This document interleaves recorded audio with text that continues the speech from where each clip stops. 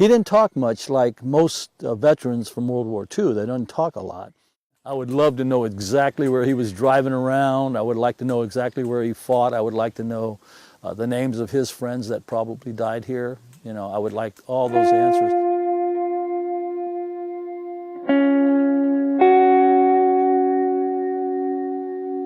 Basically, I joined the Army in 1969, did everything in the airborne. I was a sergeant, I was a jump master.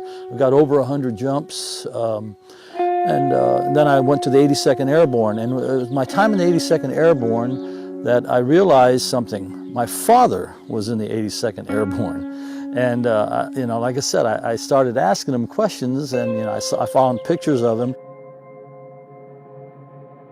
I'm here now, and I'm retracing the footsteps of my father. He was in the 82nd Airborne, 325 Glider Infantry, and I was in the 1st Battalion of the 505th Infantry. Both of these units have some extensive history right here in St. Mary-Glise.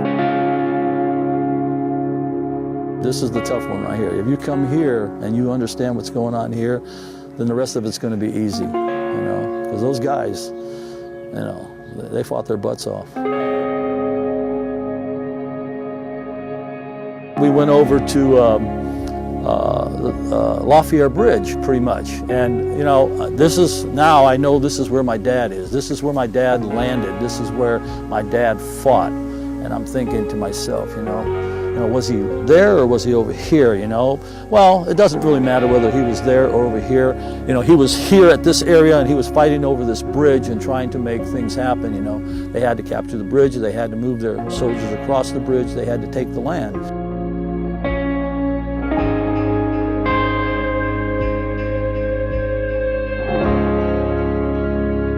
It brings it all back to you. It just brings it back to you, you know. It's like, holy cow, you know, I'm feeling, you know, hopefully I'm feeling what my dad felt, you know, about, you know, the people and all this, you know, the area here. Because, you know, he survived, you know, but a lot of his friends didn't survive.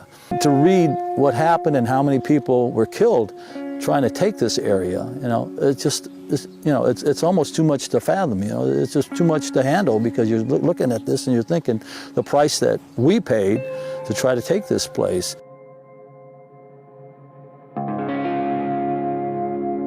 If my dad was here, I'm sure he would be impressed by what has happened. I'm sure he'd be impressed by the idea that, in fact, the people here, the generations after the initial people that lived here, are still keeping the history alive. You know, it's the French. You have to thank the French for doing this. I have never been I've been all over the world, and I have never been anywhere where I see so many American flags and so many monuments for the American soldiers that died here. Do you remember this? Do you remember that? Do you remember this? And I'd love to just take them and just show them around and say, look what you got here. Look what your, you know, generation did. There's nothing I would do differently. It's just a super way to see this place. Like I said, it's an emotional thing to come here. And if you're a paratrooper, this is like the mecca of the airborne right here. This is where it is. This is what happens. You know, this is the history of it right here. It's all wrapped up right here in Normandy.